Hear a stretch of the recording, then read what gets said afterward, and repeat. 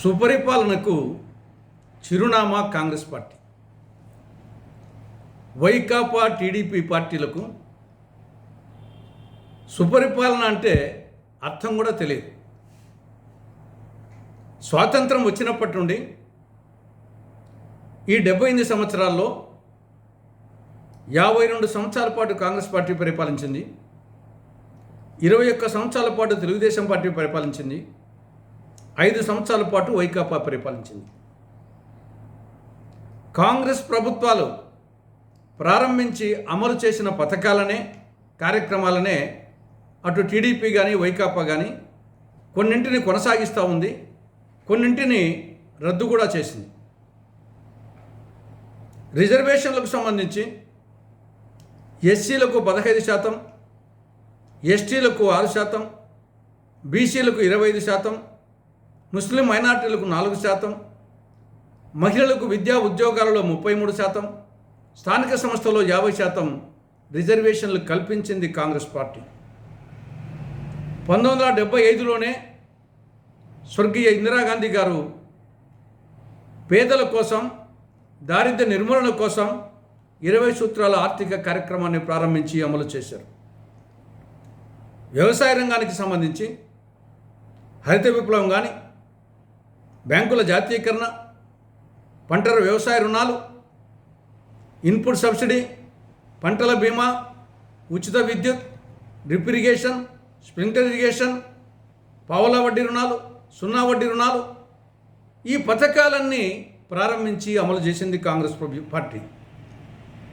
ఇక సాగునీటికి సంబంధించి ఈరోజు ఆంధ్రప్రదేశ్ అన్నపూర్ణగా పిలువబడతా ఉందంటే దానికి కారణం శ్రీశైలం, నాగార్జున సాగర్, ధవళేశ్వరం, ప్రకాశం బ్యారేజ్లు. ఇవన్నీ ఎవరి హయాంలో పూర్తయినాయి? కాంగ్రెస్ హయాంలో. తెలుగంగ, గాలేరు నగిరి, హంద్రీనీవా, వెలుగొండ, పులిచింతల, పోలవరం, ఉత్తరాంధ్ర సుజల స్రవంతి, ఇవన్నీ కూడా సింహభాగం పనులు కాంగ్రెస్ హయాంలోనే పూర్తయ్యాయి.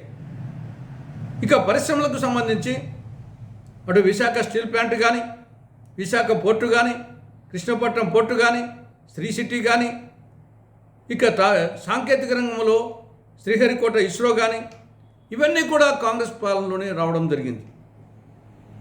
విద్యారంగానికి సంబంధించి ఫీజు రియంబర్స్మెంట్ ఎవరి హయాంలో వచ్చింది?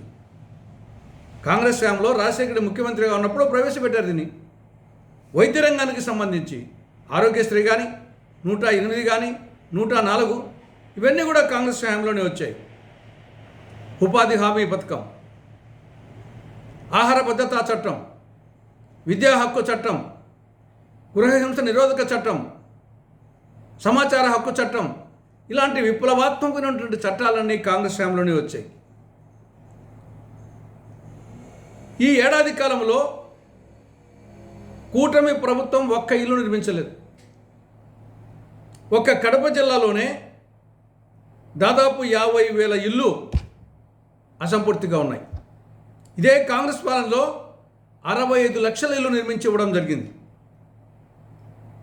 మామిడి రైతులు అల్లాడిపోతున్నారు. మామిడి రైతులే కాదు, ఆల్మోస్ట్ రైతులందరూ ఏ పంటకు గిట్టుబాటు ధర లేదు. అటు మామిడికి, అటు పొగాకు, అటు మిర్చి, ఏ పంట కూడక అడిగేవాడు లేడు, కొనేవాడు లేడు, ప్రభుత్వం జోక్యం చేసుకోవడం లేదు.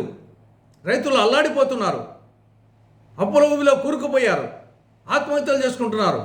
మామిడి రైతులు కన్నబిడ్డల్లా పెంచి పోషించినటువంటి మామిడి చెట్టును నరుకుతున్నారు, కానీ ప్రభుత్వానికి చీమ గుట్టినట్టు కూడా లేదు. ఇప్పుడు తెగుతునమ్మా అంటూ సుపరిపాలన అంటూ ఇంటికి పోతారంట. ఇది ఎలా ఉందంటే, రైతు పరిభాషలో ఒక సామెత ఉంది, ఎద్దు ఈడుస్తూ ఉంటే పిడుదు ఒగిరిచ్చిందంట. ఇక్కడ కష్టపడతా ఉండేదేమో ఎద్దు, పిడుదేమో ఆ ఎద్దు రక్తం పిలుస్తూ దానికి ఏదో పని చేసినట్టుగా, సోగ ఇచ్చినట్టుగా, సేద్యం చేసినట్టుగా ఒగిరిస్తూ ఉందంట.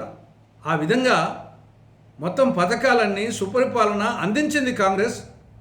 ఇప్పుడు వైకాపా టీడీపీ ఏదో ఘనకారం చేసినట్టు పోజులు కొడుతున్నాయి.